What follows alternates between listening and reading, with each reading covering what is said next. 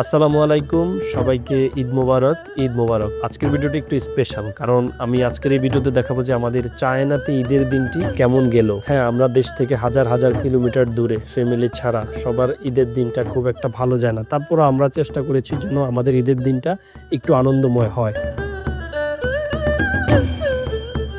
রমজানের নাই আজকে আমরা ভোর রাতেই ঘুম থেকে উঠি, কারণ আমাদের খুব আর্লি রওনা দিতে হবে, কারণ আমাদের এখান থেকে মসজিদে যেতে সময় লাগবে প্রায় 1.5 ঘন্টা। ঈদের নামাজ সকাল 8টা বাজে, এটা আমরা মাথায় রেখে আমরা 6:30টার সময় বের হয়ে যাই রুম থেকে। দেন আমরা মোটামুটি ঠিক টাইমে গিয়ে মসজিদে উপস্থিত হই। আরেকটা মজার বিষয় হচ্ছে, আমরা যখন আমাদের দেশে গ্রামে ঈদের নামাজ পড়ি তখন আমরা ওখানে সব আমাদের পরিচিত মুখ দেখি, কিন্তু ভাই দেশের বাহিরে এখানে এই জিনিসটা পুরাই অন্যরকম, কারণ এখানে আপনি পরিচিত মানুষ খুবই কম দেখবেন। এই মসজিদে ঈদের দিন অনেক অনেক মুসলমান একসাথে নামাজ পড়ে, এবং আপনি যদি ভাবেন তারা শুধু চাইনিজ মুসলমান, না ভাই, বাংলাদেশ, পাকিস্তান, আফ্রিকা এবং মধ্যপ্রাচ্যের আরবের দেশগুলোরও অনেক অনেক মুসলমান ভাই বোনদেরকে এখানে আসলে দেখা যায়। এমন একটি পরিবেশে ঈদের নামাজ আদায় করাটাও একটা ভাগ্যের বিষয়, কারণ আপনি এখানে অনেক দেশের কালচার দেখতে পারবেন, অনেক ধরনের মানুষের সাথে পরিচিত হতে পারবেন। তো 8টা বাজের একটু পরেই নামাজ শুরু হয়ে যায়, তারপর আমরা নামাজ আদায় করি এবং নামাজ শেষে আমরা সবাই মিলে মোলাকাত করি, সবাই মিলে কোলাকুলি, তারপর হুজুরের সাথে একটু সেলফি ছবি তুলে আমরা সবাই আবার আমাদের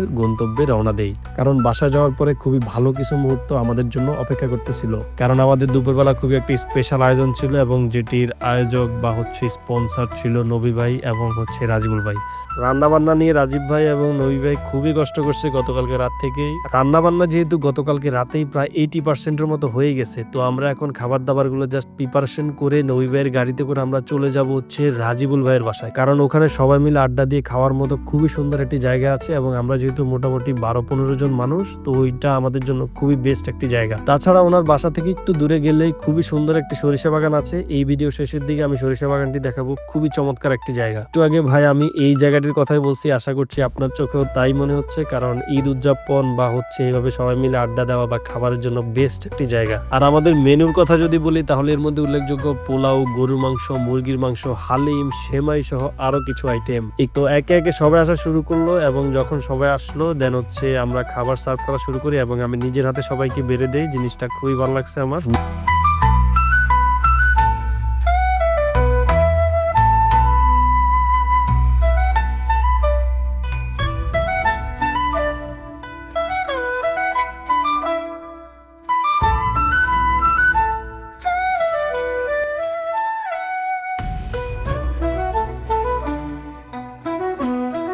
নবী ভাই এবং রাজিবুল ভাই, ধন্যবাদ দিলে কম হয়ে যায়, তারপরও বলি আপনাদেরকে অসংখ্য অসংখ্য ধন্যবাদ আমাদের ঈদটাকে স্পেশাল করার জন্য। খাওয়া দাওয়া শেষ, সোনার বাংলাদেশ। এখন আমরা যাচ্ছি সরিষা বাগান দেখার জন্য, এবং খুবই সুন্দর একটি জায়গা এবং দারুণ কিছু মুহূর্ত সেখানে ওয়েট করতেছে। চলেন আপনাদেরকে নিয়ে দেখি।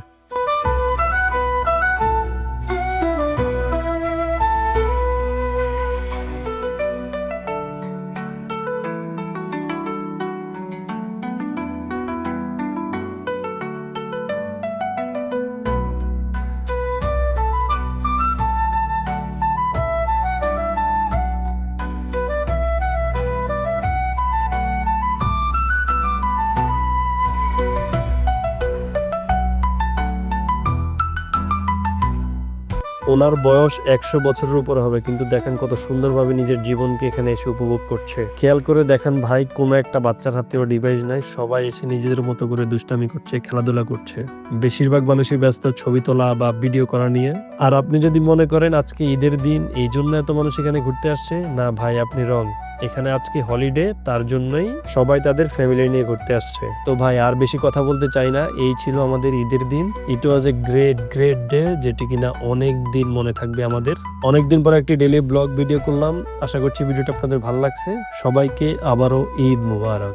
যদিও ঈদ সবার জন্য আনন্দময় না, তারপরও বলি খুশি থাকুন, হাসি ছড়িয়ে দিন।